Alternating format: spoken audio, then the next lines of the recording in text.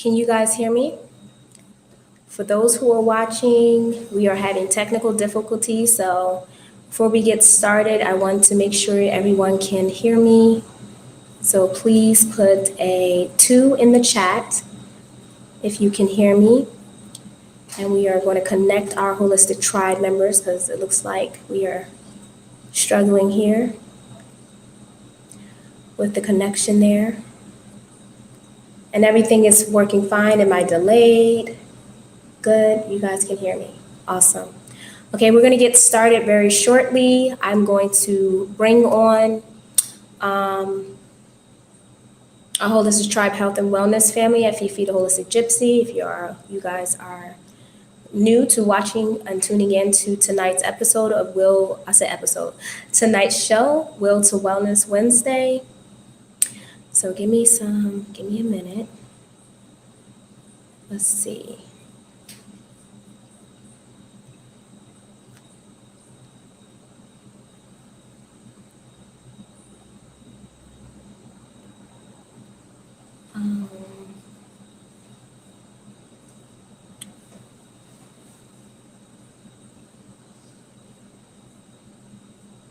Get this in and let's get them started. Okay. How are you guys doing tonight? We're in the Mercury retrograde. If you guys are into astrology, even if you're not, is the real thing with this technology and disruption and that. So, and it's so crazy because I prepared in advance and yet still here we are, but we are going to show how resilient we are, get this message out for you guys tonight. And I am glad you guys are tuning in. I am plugging in this information here and we can get started and bring on our Instagram family since they also want to be a part of this broadcast, even though we are streaming from enough places clearly. Let's see. Let's get this back up here. All right. I think I'm able to, everything's connected. All right. All right, let's disconnect from this one and add this one. All right, there we go.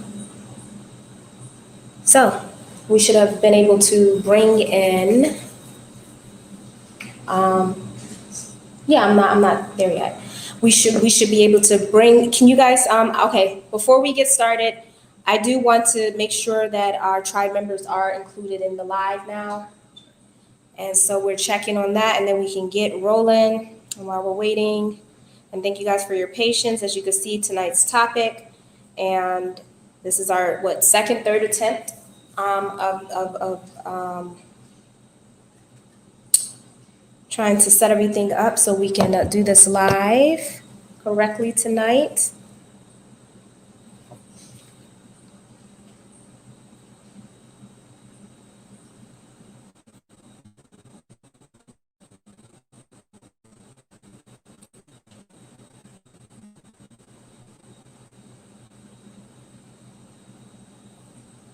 Is everything good over there?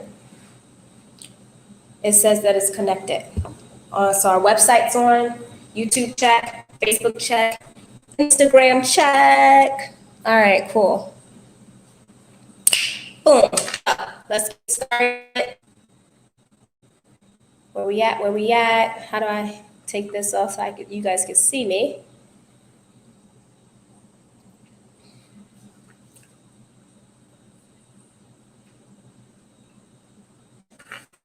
Hola, finally, we're here. Okay.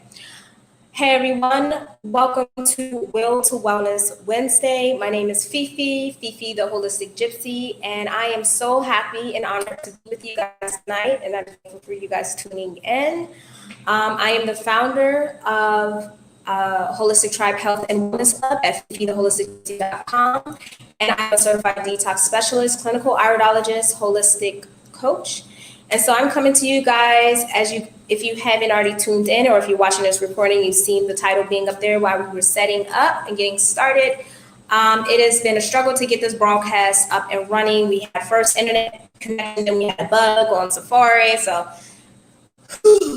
hopefully this is able to successfully be able to be streamed. Matter of fact, we're not going to say hopefully, we're going to claim and affirm it. This will be a successful stream, so you guys will be able to watch this broadcast and get something out of it, and will be able to shift your paradigm for the better in your life when it comes to addressing such a very common, underrated issue that is taking place in our society today. So what is that topic? If you are watching from a place and you did not see the title, tonight's topic is about food, addressing food addiction. I do see a bit of a delay, so I'm going to check in. There's no delay on your end. Everything seems to work smoothly, because on the stream here, it looks like there's a delay.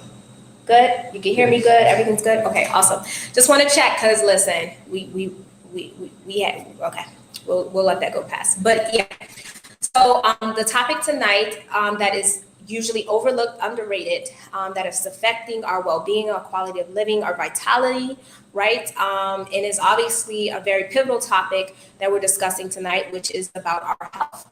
And I just want to put a disclaimer, I am not obviously a physician or a doctor or licensed doctor. However, I'm a holistic health practitioner, certified detox specialist, clinical iridologist, and generation specialist. And I've helped people be able to have these so-called miraculous healings without even touching them, doing anything invasive, but really learning symptomology and through iridology and the practice of detoxification, people were able to shift and heal themselves from infertility issues, depression, tumors, fibroids, cysts, herpes, high blood pressure, low cholesterol, and all these other things. Why is this taking place? One is because when you learn not to treat the symptom, right, and you address the body whole, interconnected with the other parts of the body, when you're not just focused on just suppressing or treating that particular symptom, and you're focused more on lifestyle shifts. This is what creates people to be very empowered, being empowered less with actually having knowledge that they've applied and they were able to see their lives shift for the better.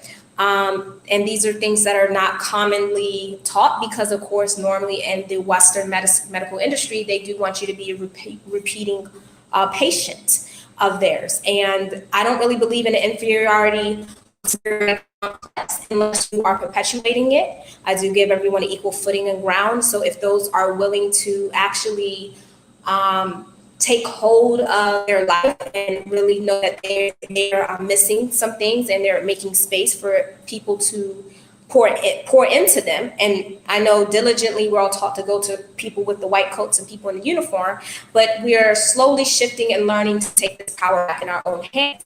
And so I definitely don't take it for granted. I definitely don't see me other than being used by the higher forces, because if this was common knowledge, if it was common knowledge for us to really be in tune with ourselves and know who we are, and what we're capable of, we could stop talking about the day. We could just be in a different paradigm, for one, And so the first thing is really taking accountability for your health and what you're doing, instead of talking about they and what they're doing, because they wouldn't even be relevant if we stop giving them power. And so that is really my motto when it comes to that. So I like to focus more, and hey to everyone that is tuning in. And also, if you guys are watching, please share, send this out, share this to other people, by the way. But my focus is, because I do have my moments when I think about they, right? Because I do still pay attention to they, but I put more emphasis and attention on me and what I am capable of and what I'm able to do. And so I see there's people out here really teach us stuff to really empower us, such as the great Dr. Robert Morris, who has really taught a lot of people, whether you have you go on the internet and study his work now, because I've studied his work for over years, but prior to actually finally contributing financially to go and get my certification. But I saw this shift happen in me first, and I applied it because we are in the age of information, but information can only do so much if you're not applying this information, if you're not implementing it, right? So you have to utilize it to actually make a difference in your life. So back to the topic at hand, which is food addiction. As a holistic health practitioner, I've actually had many people from all walks of life come to me, and I'll say this, some people were really, really stuck in ways, but I've even seen, I don't want to categorize it just the age thing, but I will say that from my experience, I've seen certain people in a certain age bracket be very fixated on not changing, right? So when their wife or their sister and their brother has pushed them to come to a person like me, right, who is a young entrepreneur mom who is not clearly, again, a doctor, but I'm certified and I do qualify to help people shift their life if they're willing and want to. So I had certain people come to me, and again, normally these type of people who are very, they're not even really in space for a person like me to help them out. They're more so feeling pressured by their family because they don't really want, their family is trying to save them from getting cut, surgery, radiation, or any other forms of typical standard we call conventional medicine, right?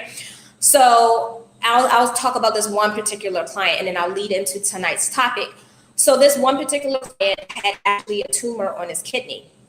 I believe it was his right kidney.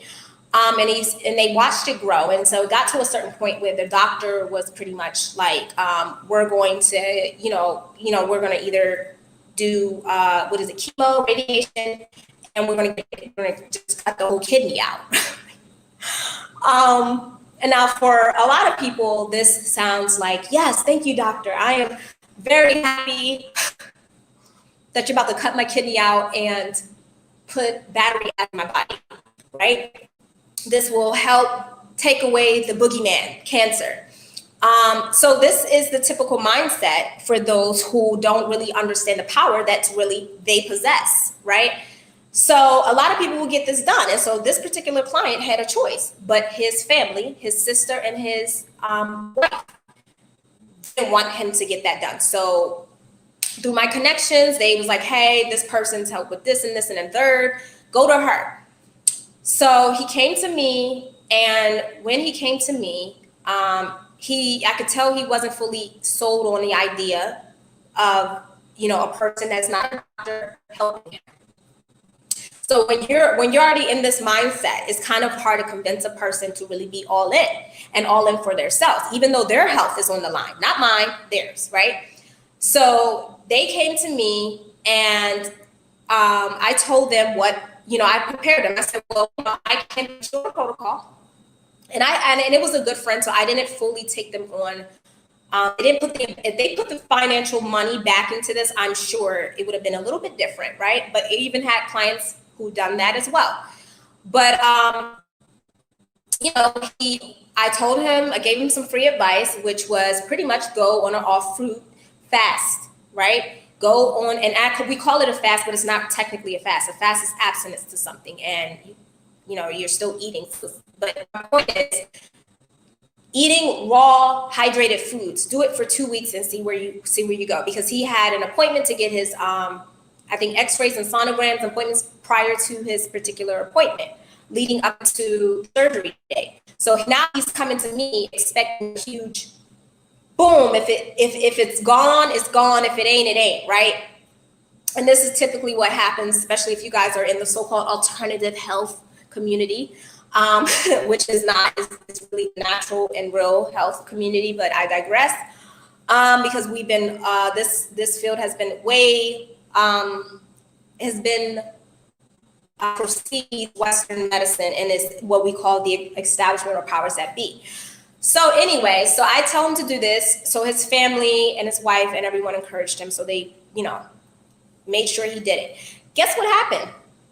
He was able to actually shrink the tumor. right? He was able to actually shrink the tumor, I think down like 3 or 4 centimeters. And that was only within 2 weeks. And I couldn't even tell you if he implemented straight away. So his wife calls me up happy, like, oh my God, and she was like, thank God it shrunk. It was the prayers. It was this, it was that. Thank you so much. But it really wasn't me. I just gave this person information on what to do to heal themselves, right? And if, it's like you could bring a horse to water, but you can't get the horse to drink it. So the wife got me crying, about like a week later, because her husband had decided, because when I talked to him, I did tell him, like, you're going to have to get rid of eating this, and this.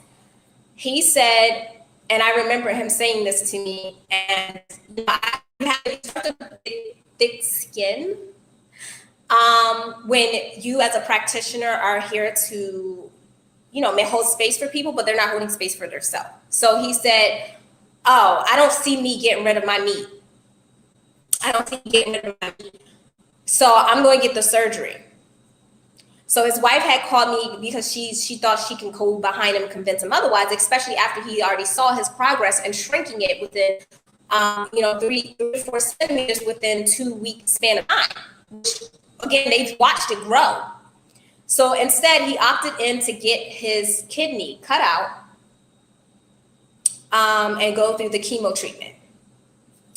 So this, I would have loved to have that case to be fully closed where, he could be like, yeah, I don't have capable. Yes, clearly. If he was able to make that progress in 2 weeks span of time, right? But what stopped him was his addiction to food. So this shows the power in the topic we have tonight that we're going to be discussing, is because, you have these options, right? And we want to claim that someone is some boogeyman. But this was a thing. It wasn't that this person didn't know that they had this option to change and shift their life and get rid of the cancer, get rid of the tumor in a natural way where he could still have 2 operating kidneys. And it's sad to say, because this particular person also doesn't understand the body and how it works. And the thing is, okay, you can get that part cut out, but guess what? You keep eating and putting, putting your body and organs and glands, the terrain of the body is still unhealthy. We're going to say, oh, it's spread. It's no. The next week it's going to, also try to, when you're having a tumor, it's trying to save itself from you, not someone outside of you. It's you, your addiction. And little does this person know that probably in a short span of time, depending on if he decided to really at least have some, incorporate some of the things he's learned throughout our sessions. It all depends, right? But if not really changing his lifestyle, then you're just kicking the can down the road. You could get whatever you want cut out, however often you want, but if you are not addressing the root, which is our behavior, which is what we're consuming, which is the environment we're putting ourselves, and we're made up of cells, right? I love putting how simplistic Dr. Moore puts it, made up of cells and 2 fluids. So trillions of cells here, which makes up the bones, the tissues, the organs, the glands, everything. And then the 2 interstitial fluids that make up the environmental place of the terrain, which is blood and lymph, okay? And so if we are not creating fluidity within the body with proper hydration and we're eating stagnated foods, this is what typically happens, right? So why is it that we are so addicted to, taking our body to this extent and not being able to put this food down, the what is at our detriment and what is actually creating this suffering and deteriorating our body? Why are we constantly still just having this very unhealthy attachment and relationship to this food? Why is that embedded? Why do we give it so much power, right? Because no one's force feeding us, especially as adults, we are feeding ourselves. And so, you know, we could talk about it all day, but it's us who has created the industry to be as big as we are because our lack of knowledge, our lack of self-discipline, right? Our lack of willpower, us deciding to stay ignorant. But I'm sure everyone who is watching this broadcast, right, are not in that space and are at least looking to hold space to learn something new and do something different to get different results. Because normally we're surrounded by a sick, mentally, emotionally, and physically culture, right?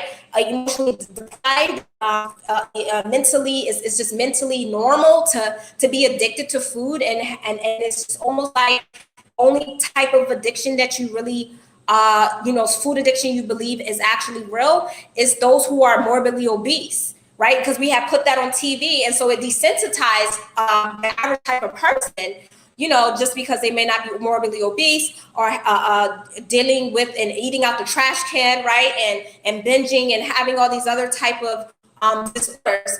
You disassociate with thinking that you have a food addiction, right? But the thing is, majority of society does have a food addiction. If you look at advertisement, what are the three main things that they advertise to us is drugs, food, and sex. And these are high addictions. We'll talk about that's our Will to Wellness, and that's why, by the way, you guys are watching and tuning in to Will to Wellness. I'm FeFe, the Holistic Gypsy. I'm a holistic health practitioner. You can find our online tribe on the web. Check all my links in the description if you are first tuning in and someone has shared this video, and thank you guys for watching. But tuning back in, so we're going to talk about it. I actually written an article that I want to share with you guys tonight. To really delve into how embedded because you're not going to be able to overcome it until you fully we delve into it. So we're going to delve in layers so we can really overcome and understand the psychology, because we're being preyed upon, you guys, and we have made society and the powers that be in their powers due to our ignorance and lack of discipline. And so when we actually start cultivating or at least making space to not only acquire knowledge of self, but implement this knowledge, this is what's going to change and shift the paradigm. Can you imagine living in a society where people do know how to heal themselves? They do know what it takes to be in a state of health and wellness? Because guess what it does actually takes? It takes a level of self-discipline. It doesn't matter how much money you're going to make and what status you meet in society. Health is something, and that's why it's so undermined, because you don't get no social points, right? I know now it's like a fad thing, right? And that's a whole nother topic in itself. But now it's cute to be so-called healthy or perceived healthy. But real health is really doing things when no one's looking and doing it for your well-being and constantly diligently staying in a place of balance and seeking and committed to willing yourself back in balance if you fall off, because we're all human. We all fall off. We all make mistakes. I personally, you know, constantly have built a better relationship with food. I fell off the wagon too, even me as a detox specialist. So I'm not here speaking anything that I'm not associated with. I'm still here with everyone, and I also live on this earth. So I understand, you know, how attached we are to our food. I understand that it's like a social norm. I understand like we a lot of times want to eat for bonding. A lot of times in relationship is usually entertaining, going out, and what is it? It's circulated around alcohol and food and entertaining each other, and that's what's cute and fun in a relationship. So it's a lot of socially interwovenness of really trying to you know, it's really embedded in our society. I mean, we go look in advertisement, even if we're on social media, right? A lot of us say we don't have TV anymore, but you can just see a lot of addictive food behavior tendencies, even in the vegan community, because the vegan community is just another like type of fucking psyop to distract you from really achieving what you would expect if you're going and peeling back away from meat for holistic and health reasons, and then you go into these chemically frankenfood type of shit, and you get lost in that world too, right? So let's go into it. So I'm going to, if you guys are tuning in on YouTube, Facebook, and on our website, we actually right now I do have an article that I'm sharing right now. And it's an article that I've written about, I think, back last month. And it's going to be like a series, because again, I'm going to break this down into layers. And it's called Food Addiction, Emotional Attachment. Okay, so if you guys are watching, you can see it on the screen. And I'm going to delve into. I would love to hear you guys in the comments, in the description. You can interact because that's the beauty of having these lives. How are you guys doing here, Instagram family? Thank you guys for watching. Thank you guys for tuning in. Okay. All right. So food addiction. This particular series or portion is called emotional attachment. Okay, so let me pull my chair. If we are going to get better with addressing this, we're going to have to really go into it first and hold space for the psychology behind food addiction. So let's just go into how embedded it is within us, right? Food addiction. So I wanted to do this topic for a while, but I wanted to present it right. If you guys are interested, this article again is on FeFe, and the article section. And you don't have to be a member. I do leave room for those who are not a member to see some of my content and work. So yes, but you guys are here and you get to watch it, and we're gonna delve into it tonight. So I wanted to do this topic for a while because I wanted to present it right way to truly go in depth. I was very hesitant to present and do this video for Will to Wellness Wednesdays because I wanted to truly come from a very holistic and balanced perspective. I will do more videos about this, about our relationship to food in the future. By the time you have, I may have already done it. This is a very big topic because food addiction are so common. However, most people have such a dramatic perspective about it that they are desensitized. So it usually looks like people actually have a poor relationship with food, which leads to food addiction. Just as people who have poor relationships with themselves and others become prone to sex addiction. Sex addiction leads to distorted views of the act itself and the point where it is degraded and abused. The same goes for food. I was so where it starts. How did we start our relationship with food? Hold on, give me 1 second to change the screen here. Awesome, there we go. Okay, where was I? How did we start our relationship with food? Well, our relationship with food started before we can even talk. It was one of the first things we enjoyed and are soothed by, usually within the first 30 minutes of coming out of our mother's womb. From my intuitive perspective and from so-called research perspectives, the first type of food you are introduced to as an infant impacts the type of food you gravitate towards throughout your life, as well as your unconscious connection to food. So this, and you guys can research. I know, I have a lot of people who are research heads, and you can research this on your own time. So, of course, because here's the thing, they're studying us. And there's so many people who make it their mission to study us, so they can alter human behavior, which obviously alters our social paradigm, right? So please know that, again, where does it start? It starts from you, the first thing you've done, because any age from 7, when you are whatever that is being cultivated during that time, it becomes a subconscious thing for you. So you eating, when you see babies eat so often, why do they eat so often? It's also emotional too. They're eating because they're transitioning into being in a new world. They went from being attached to their mothers to being, and then that's a whole nother topic. And then all the trauma that comes with birth. So what are you teaching the child on a subconscious level when the child is crying and you feed them? And it's not a bad or good thing. We're not focused on that. It's more so understanding the roots of how so near and dear to us. And then it just gets blurred where we're eating for pleasure and we're eating for, we're emotionally eating rather than eating for fuel, right? So when we know better, we do better, but let's proceed. So where was that? For example, breastfeeding children, mothers eat healthy during nursing time frame have a tendency to have healthier food preferences than as they grow older. As breastfeeding children tend to consume less formula-fed children, as less than so breast. Excuse me. I'm sorry.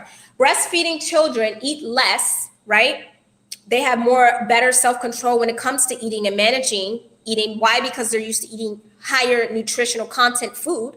So they're not going to be overly consumed, because usually when you are dealing with people who overeat, they're usually nutritionally deprived. So that's that. So yeah, mothers who eat healthy can prevent obesity in the long run. So we obviously know that. Okay, and you have better gut biome as well. So the thing is that we think we're disconnect from seeing ourselves as an animal, but the thing is we're the most inhumane freaking species on the planet. You could sometimes even see animals treat each other and their tribe better than we do. We treat ourselves and others, So, and this has all been, of course, designed and manipulated. This is where our unconscious relationship to food begins as well. Many unconscious patterns we try to unpack and overcome as adults, especially ones patterns that are not serving us. Eating is instinctual, but also it is emotional. There's a deep correlation between feeling nurtured and regulating coping with your emotions. Eating, whether nursed or bottled, was how we instinctively coped with being in a new world and in a new body as an infant. This coping mechanism is instinctual in many animals when they come out of the womb. We instinctually want to be nursed, not just for nutrients, but also for the new way of bonding and transition from being one with the mother. This is what we are used to before being born, right? We're used to being one, right? Feeling whole, feeling connected, that umbilical cord and everything. And now we have this void that we're trying to fill, right? Especially the more traumatized that whole transition is, and then adding all the different triggers and emotional drama that, life throws our way, which only perpetuates this emotional addiction or emotional eating. Food was also our first coping mechanism. This also explains why all newborn babies do sleep, poop, eat during their early stages of life. They also eat very frequently to be nourished and nurtured throughout the transition, just as the physical body for emotional body, just as well. You look into society, and it's called emotional driven addiction. All right, so now we're delving a little more in. You look into society and wonder why people do what they do. It is due to people's emotional set. We are emotional creatures, therefore we are social creatures. In a balanced and natural society, people use socialization to nurture and feed their emotional body. All right. And so this is the part that's missing. A lot of people like to disassociate or suppress or disassociate the fact that they're human and that they actually have emotions. And we all have those so-called needs, right? One of the needs that humans have is being social and socializing. And right now, I'm sure there's more people who are really feeding into different addictions, whether it's addiction to being online, addiction to food, gambling, or sex, or any other social imbalancements, and compulsive behaviors are due to emotional avoidance, right? And avoidance of really sitting with oneself, and even recognizing the fact that we are emotional creatures. A lot of people, we live in such a society where it's not.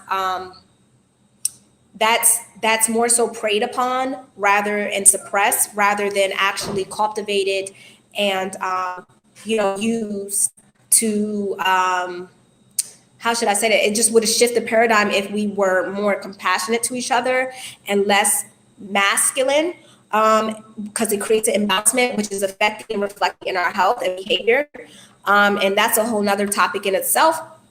But obviously, you can't beat nature. We are emotional creatures. It doesn't matter how disclosed or discarded you are.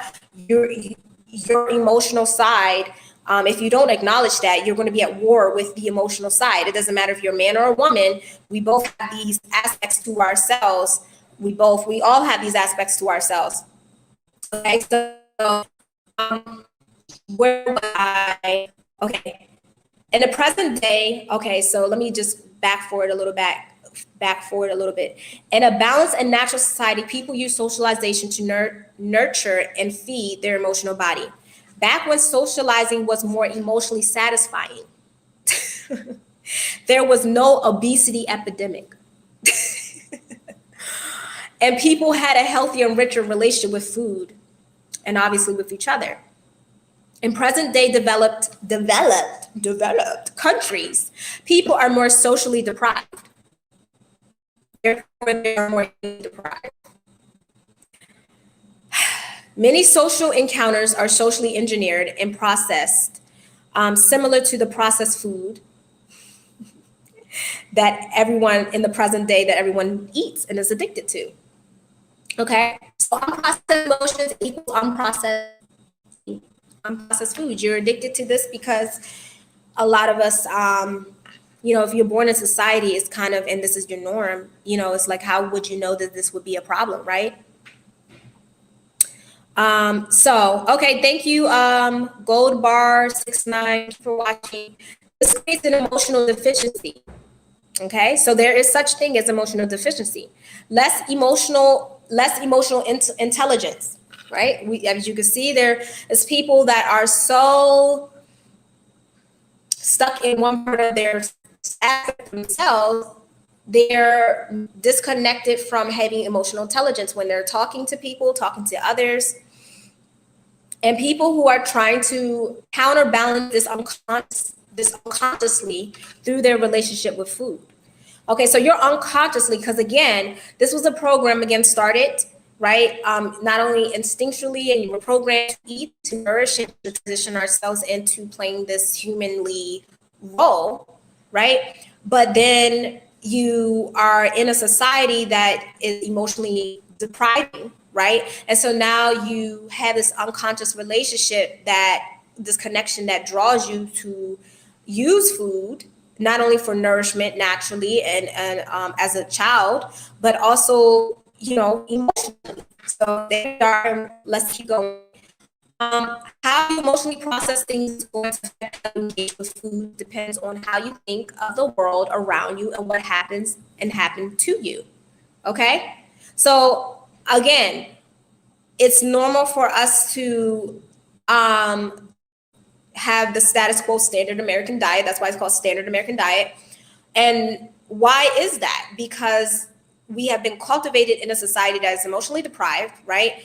And people are preying on the fact that we are subconsciously programmed and attached to food, and we weren't able to fully develop a healthier relationship with ourselves, food, and others around us. So now we have this addictive behavior.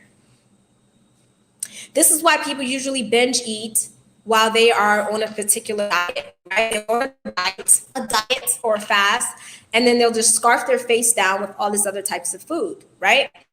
And it's just hard, right? And you notice if you guys, if you are a tribe member, because I know I have my tribes watching this as well. Shout out to you guys. The thing is, when this is taking place, when this is taking place, you're on a diet. How many of you guys been on a diet and something stressed you out, and then you're like now craving chicken, pizza, right? And you were good, right? You were in the moment, and you'll notice when you really start to do something different and go past your comfort zone, you'll start to see how powerful the subconscious is, right? The subconscious is the magnetic energy. And so acknowledging this power, right, and really being one with it and nourishing your emotional self and recultivating a new set for yourself, right, a new mental space, which we'll probably talk about in another video. This will help you overcome emotional addiction. But again, we'll continue to proceed. Okay, so where was I? All right, back to socializing. I probably should just continue to read so I don't get lost. Okay, so binge eat, they can be triggered emotionally, which drives them to scarf down an entire large pizza to satisfy their emotional needs. Typically, they feel guilty and feel like crap after, similar to how you feel when you have a drunken night, one night stand. I love to compare it to that. Okay.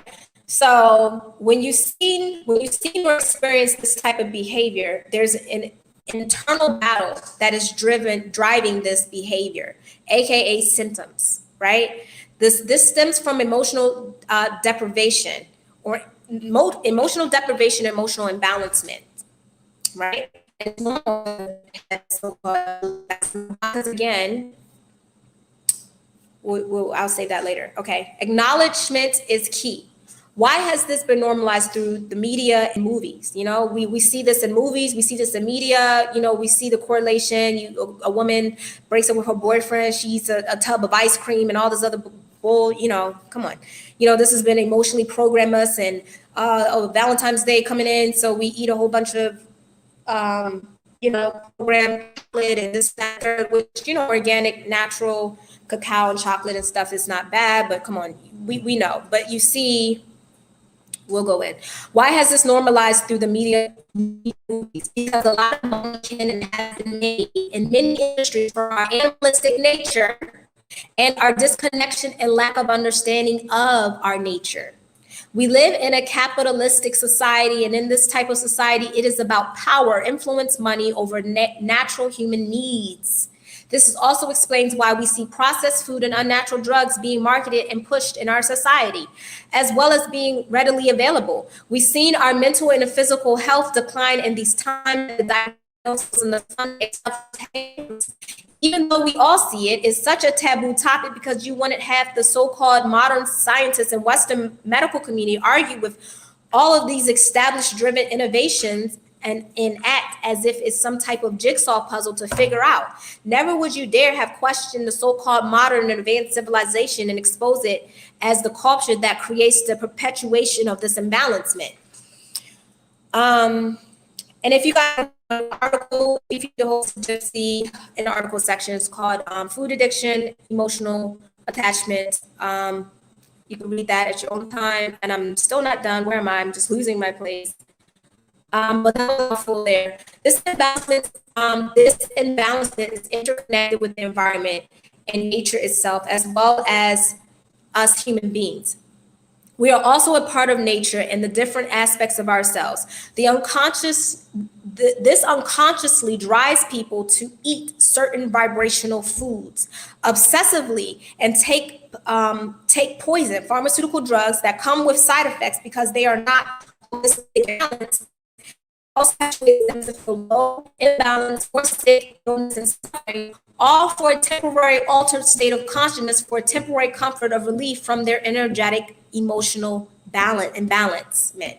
People are awakening to this loop that many of us have fell into, and that has been perpetuated and proposed on our society. And they start to think for themselves, exercise some level of self-discipline, right, to get out of this loop. However, we have to be careful not to think linearly and one-dimensional about how to go about in doing this. We should consider the emotional and spiritual aspects to arrive at a holistic perspective. Acknowledgement and acceptance to this emotional side of ourselves will do wonders in breaking unhealthy habits such as food addiction. So, you know, again, acknowledging this conscious universe and natural remedies or so-called alternatives. I mean, we can rewrite the script. It's the real medicine of the planet, period. We are connected to nature, and nature is us, right? And food alone is medicine. I mean, they have it kind of coded in the so-called agency called Food and Drug Administration. Food is a drug. Food is really a medicine. It's the natural medicine of the planet. And so with the herbs and the God foods that God actually designed our biological design to eat is really medicinal for our body. Now, that's the kind of crap I can't, you know, I have my share experiences with that, but I'm sure you guys are watching because you obviously did too. So we may want to eat certain ways, but are unaware of these impacts. This alone can control you when you're not aware of the influence, the impact of connection to why we unconsciously consume certain things. It is not just for logical reasons, it is also for energetic reasons. For example, a lot of people will say, I feel like eating, ... Or ask another, what do you feel like eating, ... we say this, but are unconscious of how often we are driven to emotionally eat. I'm not here to say completely stop changing for emotionally eating. I'm bringing this to light from a holistic perspective. I feel like it would be more balanced to begin to have a healthy understanding of an acknowledgement that this is natural for us to emotionally eat, but also know that others prey and gain on so much from the ignorance and our imbalancements. Also know you are able to vibrationally shift your emotions and consciously practice self-discipline to make better food consumption choices. Does this take work and effort? Absolutely. Right? Absolutely. Yes, it does. Can it be done? Yes. Does it help? Does it have to be perfect? No, it doesn't have to be perfect. Because I know a lot of people give up because, they screw up every once in a while, right? And it's not to say you have to fully not eat something that you enjoy ever again. It's just a matter of that's just not being the primary source of where you get your nutrients, and you want to treat your body as a temple. And if you guys are confused on what I'm talking about, your body is a temple. This is what houses us to even be animated to have this so-called human experience. And we treat it like shit. And we wonder why, oh, the government treat us like shit. Well, you treat yourself like shit.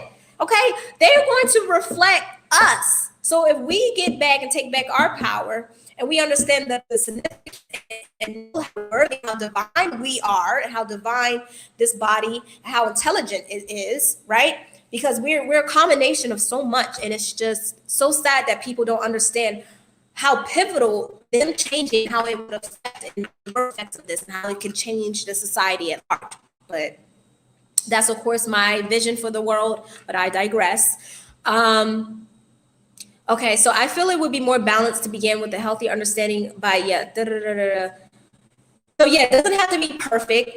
Perfection is an illusion, right? It's like chasing a phantom. In other words, don't obsess with certain ideologies, concepts, right? So a lot of people get to, even with certain people, certain teachers and practitioners, and certain people who are spokespeople for, I guess, what you would look up to, right?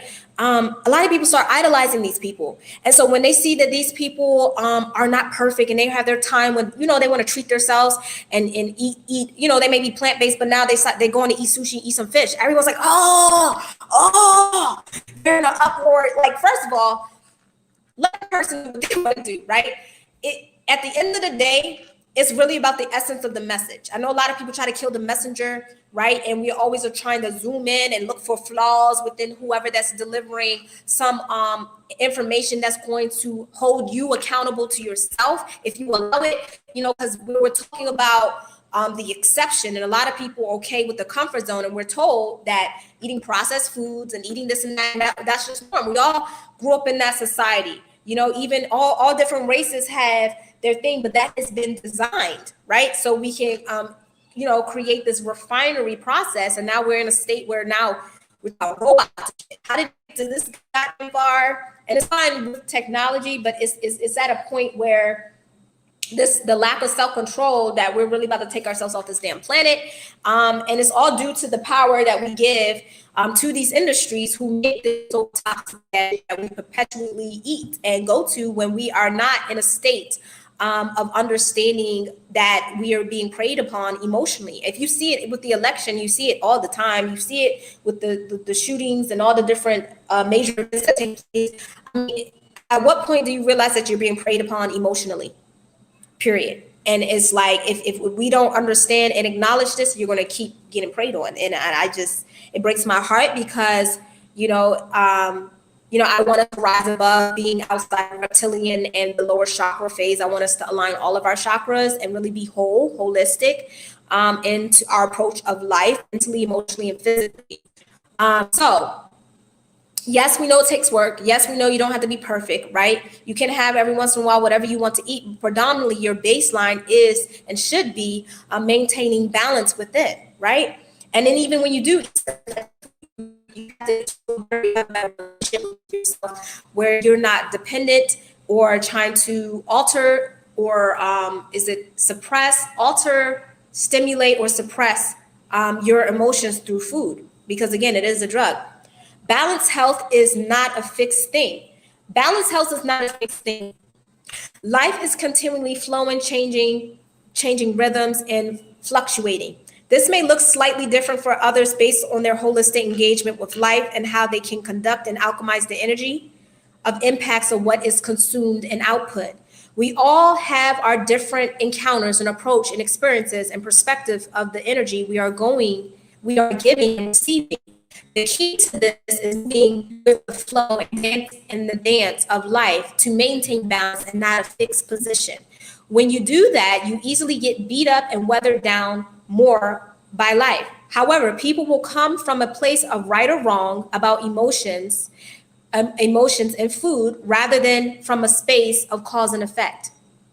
Okay, and that's the space that I like to work from, is really not dogmatizing, is understanding, this types of food and these types of behavior and all these other factors in your life is going to affect each person differently, right? If you do have people who may have been able to eat these unhealthy, unprocessed foods and all the other areas of their life, they were able to counterbalance the energetic receiving input and output process, okay? But we can't deny the general cause and effect of eating food that is taking out of its natural state and constantly doing that, because you are what you eat. It becomes your cellular and your genetic makeup, and it has a ripple effect to our overall state of health.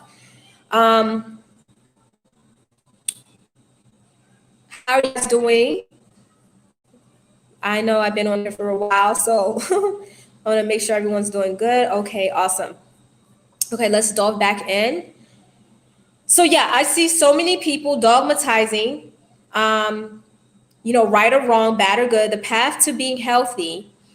And I sometimes call the approach to see the efforts of how it perpetuates the unhealthy habits, engaging with others and eating disorders such as food addiction, due to the shaming, guilt tripping, and unacceptance to even come from a more balanced perspective rather than such a polarizing one. This is not helping people. We have a lot of people in the community who is doing this, and it's just not helping people, because again, we are emotional creatures, and all you're going to do is trigger people to go back into these habits. But the thing is, start addressing this with love and compassion and not arrogancy. The knowledge is not more important. It's not put above trying to absorb and implement it. Okay, so the person, the human, or whoever you're trying to connect to, the message should be put towards, put in a way that is creating an emotional connection, because we are operating from an emotional space. A lot of the things we drive by, do, and go to and buy, even the brands and everything we do, is for our emotional satisfaction. So the better we understand this about ourselves, the better we can have a level of self-control and self-awareness, so we can fuel our own cup, for one, learn to be self-sufficient, but two, also be able to see how other people are being used, right? It's like, if you're not using your own intellect and ingenuity, you're going to get used. You understand? So people are being used because they don't know this information. People will perish because of lack of knowledge, and people don't fully understand the emphasis of how much this is being used on our society, and it has put our society, put us in such a different state and paradigm, only because we choose not to take a level of control, or take a level of accountability, and take back our control and our power. How you feel vibrationally. Where was I? Okay, so yeah, however, so I talked about that, we talked about dogmatizing, all that good stuff. Okay. Rather than demonizing emotional eating, I think it's more impactful and important to accept and acknowledge this and work on having a healthy relationship with ourselves by respecting and acknowledging our emotional need. Also acknowledging emotional impact drives us to not only feel a certain way, behave a certain way, but eat a certain way, and getting caught up in the loop, such as food addiction. We can start this process by making space to feel our emotions and accept our emotions, and know that we are able to change our emotions and are not just our emotions. right? So it's not to say you are just your emotions, is you to acknowledge it and be able to work with it. But if you are suppressing and not acknowledging your own emotions at war with oneself and mad because you're in a certain state, and so now you're trying to disconnect from being in that state instead of acknowledging that state, you're going to get got by something else, right? Also, when sitting with our emotions and not deny our emotions, shame or dogmatize them, right? We believe that there's good and bad emotions. It's not good to be angry. It's not good to be in a state of depression or shame or guilt and these different states. We demonize these emotions, but these emotions, and we're gonna have to talk about that and not delve into just all the different vibrations of the emotions. But this creating this war and dogmatization of all the different spectrums of emotions all have its place and purpose. And the thing is, we live in a society where it's like, this emotion's good, this emotion's bad. We even get rewarded emotionally, right, based off of how we are pleasing another person, right? And so a lot of us have to neglect ourselves to please others just to get emotionally fed. And then you still have avoidancy because you're neglecting the aspect of yourself or suppressing the aspect of yourself just to fit into a society. And we can that can go into just religion, go into a certain frame of thought, a certain groupthink mentality, thinking outside of your family and things of that. And so you get bastardized or chastised, and this can create a so-called emotional deficiency, especially when you have to create, because you do want to please your society and your family at large, but you also have and are in your own avatar to live your life as well. So it's about balancing the two and understanding thyself and knowing thyself in these levels to not get got and not to allow these unconscious and subconscious behaviors arise because at war we're trying to suppress them, because just like we try to suppress symptoms in the body, they're going to wind up creating more symptomology and making more noises. But the thing is, we're at war with oneself, so half the time we don't even see all the different expressions that are crying out. We're not one with ourselves. We're not centered. When we know what we don't deserve, we know what we do deserve. Absolutely conscious universe. I love it. You're dropping a lot of knowledge there. Beautiful. Emotional eating, right? So yeah, and all the freaking polices out here, y'all are not helping society. If you're on some type of ego trip because you're eating fruits and you're fasting, or you live in the fucking jungle, whatever the hell it is, I don't really care. The thing is, when you're demonizing people and just demonizing them and just hitting the stick over the head and becoming like some type of militant police, and you're not cultivating an environment that makes people feel nourished and safe, first of all, to even hold space for what you're saying, they're going to go through this polarizing situation and start binge eating. And you're probably binge eating as well, because really angry at those who do this, right? It's to really hold space and have compassion for those. But even me as a practitioner, as frustrated as I do get, because like I said, with the story that I opened up with, that was frustrating, right? But before I even work with people, first of all, there's a level of attachment and detachment that I have to have a fine balance with it, because otherwise, I can get lost in every person that I work with and what their behavior patterns and what they do and don't do. There's many people I've worked with who have decided to just fully fade out because they, even me when I'm doing my coaching, they're like, oh, ask them, hey, how was your eating this week or this last time we talked? And I could tell they're hesitant to tell me because they think that I'm going to like bark down their throat. But instead, we have more of a realistic conversation and just say, like, I know you're not investing, right, into this, for no reason, for one. And then two, yeah, if you've been doing good, okay, one little time or one time and revisiting an old friend, right? Learning to transition and get yourself out of that place, because it took me a while. I didn't as much as I did change some things overnight. There were certain parts such as, food that didn't change overnight. That was a gradual process for me, so being able to hold that space for other people as they, understand, because it took me a while. Like I watched Dr. Moore's videos, like I've came across his work since 2010. It took me literally 5 years just to revamp, to revisit and just to give it a try, right? Because after a certain point, I get tired of the suffering and the aches and pain and just doctors giving me either options to get shit cut out or to freaking put me on medication. And I didn't want neither one of those options. I knew I was capable of healing oneself. And so I'm so happy and honored when someone takes the time out to pour into you, where you understand this information for yourself, right? So you definitely, when you are working with a practitioner or coach that is bringing into you and trying to empower you, but also the practitioner should be able to hold space for you as well.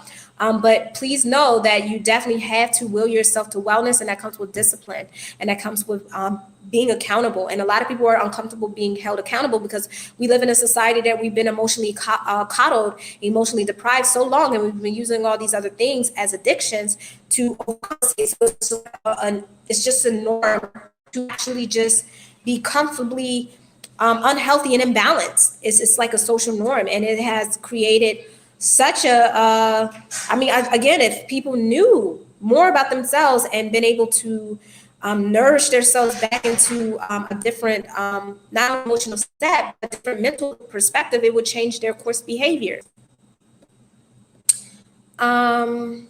Detachment must be attached to nothing and connect to everything. Yes, I like that. Oh my God. Yeah, definitely DM me. But okay, so here we go. So yeah, so this is the polarizing view, and suppression of our emotions come from a masculine dominated perspective, and it's very dangerous, as we can see.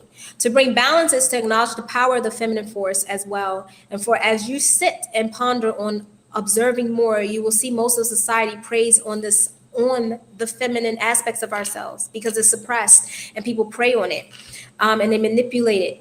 And it's and we're at war with it within ourselves, more than anything. New entertainment interactions and just about everything you do is driven by emotions, right? Emotions should be acknowledged and not suppressed or controlled. Having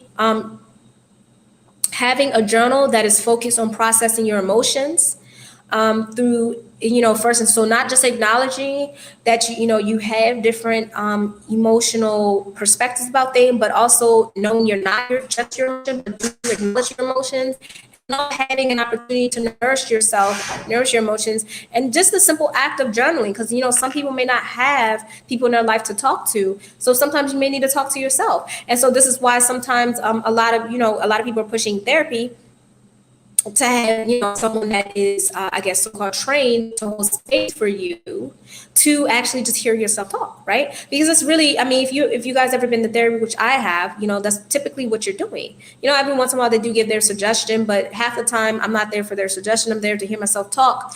But journaling, so building a better relationship with yourself and really being able to focus and allowing you to process your emotions. So write it down. How did you feel that day? What took place? What upset you? What made you happy? What, being in tune with the part of yourself, but be able to nourish yourself, through acknowledging this part, especially when we live in a society where, like I said, it was more socially, emotionally nourishing, and now we live in a society where it's emotionally depriving.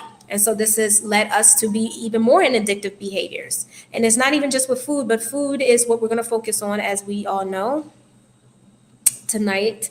Having a food log as well, right, to observe your day-to-day emotions and engagement with people and food will also help. So this, when I'm working with clients as well, and then they book me one-on-one, one of the things that I do is food logging. So I do offer all these other suggestions, but food logging is great because, you could write down what you ate, but also you're journaling as well to keep in tune with how are you feeling, with the core. So this helps you build a better relationship with your food, emotionally, energetically, but also it builds and show your behavior patterns when it comes to food, depending on what emotionally set you off as well. So being able to acknowledge that and reflect this and having and documenting this, especially when you're transitioning and willing yourself out of the old paradigm of, impulsively and obsessively, being addicted to food that is not serving your body well and your state of health. So having someone that is grounded in space for you. So if you do have a loved one, Let's see. Are we still good? I don't know what happened. Okay, cool. I'm about to say the thing kind of cut off. Okay. So if we do have someone who's holding space for us, right? Who is holding space when we are in this state, or when we are emotionally disconnected or imbalancement, right? If it's important to have, if you do, have people who can hold space for you, and you can talk about whatever you need to get off your chest. That's also emotional nourishment, because we're social creatures. So yeah, having someone that's grounded, right? Someone that's not going to be, take you, where you're in your vulnerable state, and they take full advantage of, you venting. You want someone who is grounded and be centered and be able to hold space for you. If you are able to find those types of people, I definitely take advantage of that. Okay. Right, so not built up, expressed, or unprocessed, because like I said, unprocessed foods, unprocessed emotions leads to unprocessed foods, and perpetuates this addictive behavior and creates emotional stagnation. And emotional stagnation is going to reflect in physical stagnation, which manifests what we call disease and illnesses within the body. Respecting oneself and creating space of health, of healthy outlets of emotional release throughout the art of movement. So so there comes the art play, and or even exercising, whether that's exercising, yoga, stretching, breathing, doing some type of motion. Moving your body will help create fluidity within the body. If you guys have read any of my articles, I talk and emphasize the being fluent. Life and vitality is about being fluent, energy always in motion. And one of the things about life is constantly changing. And so what creates deterioration and diseases and illnesses as we know it is stagnation. Right. So we want to encourage movement within our body. And so, dancing, exercising, stretching, yoga, breathing, all these different things that create energy and movement to fully be in the here and now and focus. Even art, transmuting some of the emotional, there's people who paint. There are places they're called like panic rooms or stress relief rooms, where you can release your stress, transmuting your energy, and you can write a book, doing finding productive ways, also turning your pain into passion. And transmuting your pain is a very beautiful way, whether it's through art, whether it's you helping other people and things of that. But these are very powerful ways to transmute your emotions and also nourish oneself, so you won't have an emotional deprived and be going back to eating these unhealthy foods that are not serving you.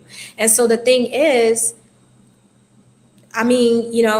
we can either continue to be in this perpetual loop, or we can try to think outside of the box. And I know these concepts I'm giving to you may be different, because again, it's not in our social norm for this to happen. But those who are on the other side and who have been able to transmute their food addiction, drug addiction, sex addiction, or whatever imbalancement or addiction they have from emotional deprivation. But we have to acknowledge how important emotions are to even